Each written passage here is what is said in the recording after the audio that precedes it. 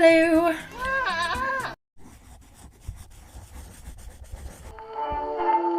So as you can see, I have developed a mop.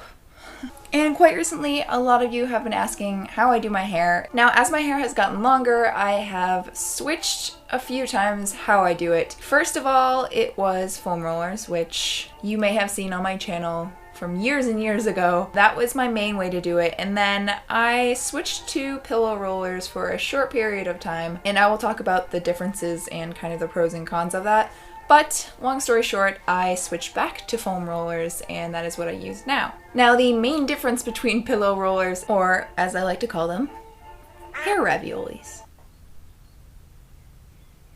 and foam rollers. Pillow rollers do give a softer, less structured of a curl than foam rollers do. Foam rollers definitely give a tighter curl. Now, the problem I was finding with pillow rollers was that as my hair was getting longer and it was getting thicker and heavier, pillow rollers were having a really hard time actually holding in my hair. It wasn't doing a great job, so I was worried every time I went to sleep that they would come unrolled, and they did.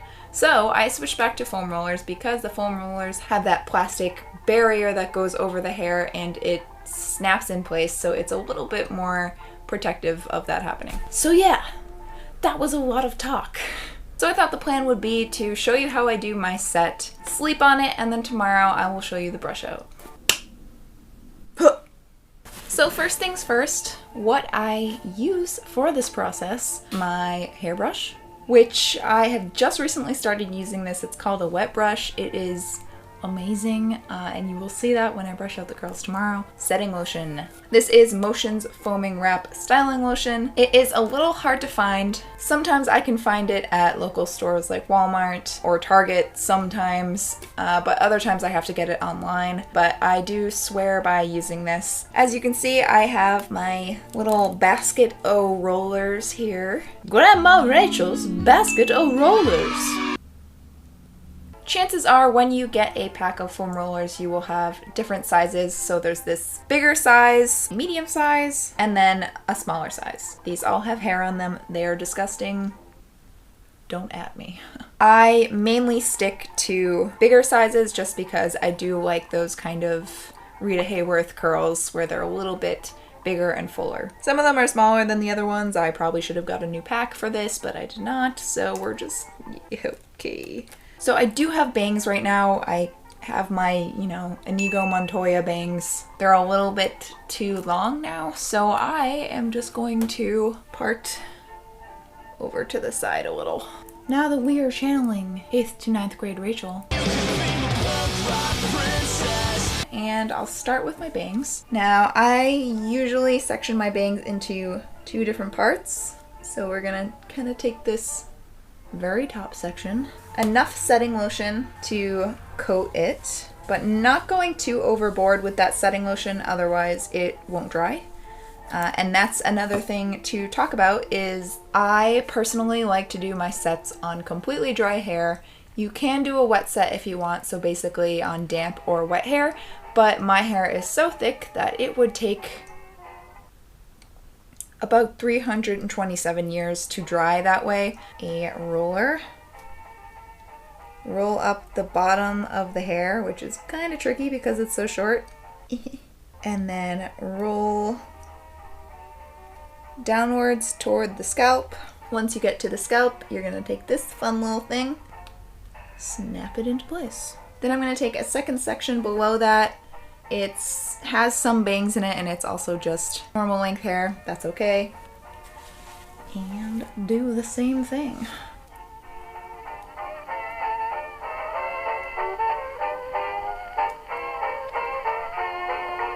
What I'm going to do is 3 different rows. I am not super strict on my setting pattern, and I wouldn't say that I have one setting pattern that I follow all the time, but I do have a general setting pattern that I use. I'm gonna do 1 row up top, this kind of section of hair, and then I'm going to do another one below that, and then finally 1 on the bottom. We're gonna switch into time-lapse mode.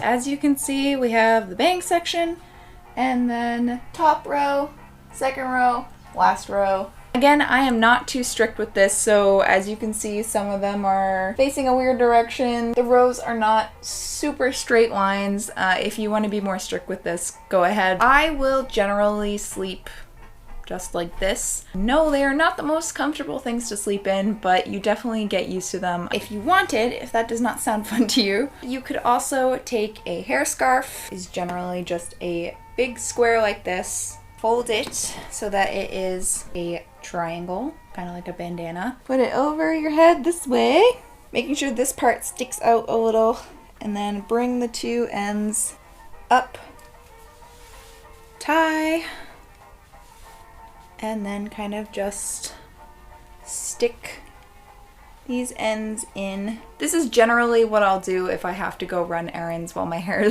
is in curlers. It's a little bit less conspicuous, and then I just sleep on it. So it's not too bad of a routine. And then the brush out itself is pretty dang easy. So yes, I will see you guys tomorrow. Tomorrow. Hello. All right, so it is now the next morning, and now we're gonna take these bad boys out.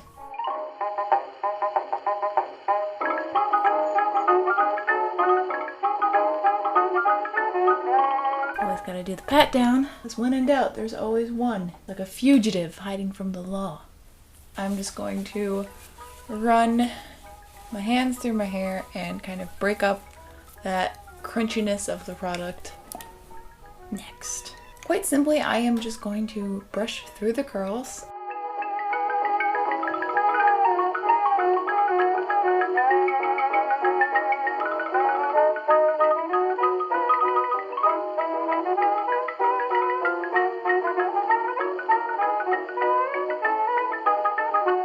So yeah, after the initial brush out, you can see just how easy that was, especially with this brush. Again, I definitely recommend it. I could just stop here if I wanted to, if I want kind of those very unstructured curls. The good thing with a setting pattern is that it kind of does a lot of the work for you. I know that the brush out is also very, very important, but basically it's gonna look nice no matter how much brushing you do. But I'm going to try to make them a little bit more sculpted. Generally that comes with just keep brushing. Try to form some of the curls with your thumbs and your fingers.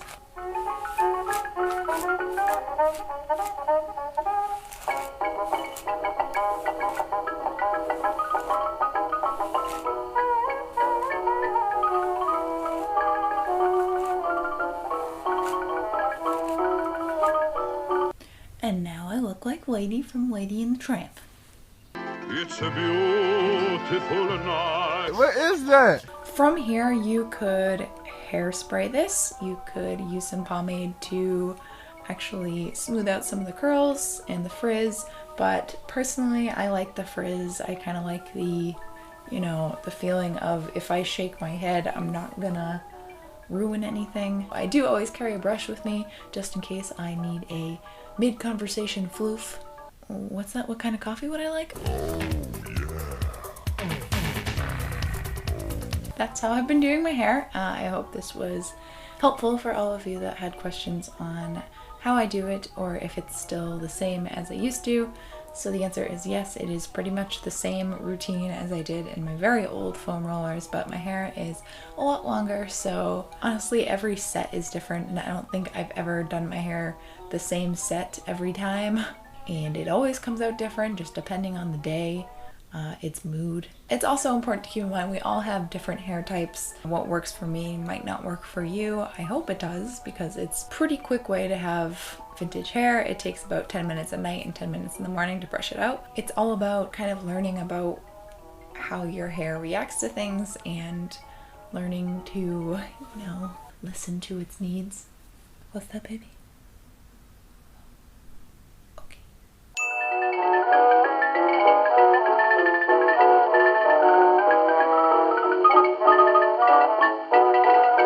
Anyways, I love you guys whether you're new or old to this channel. If you're new here and you feel like sticking around, feel free to subscribe. I upload every week, sometimes once, sometimes twice. and we have fun here.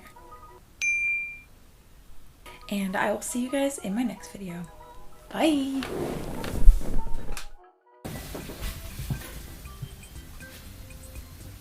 Welcome.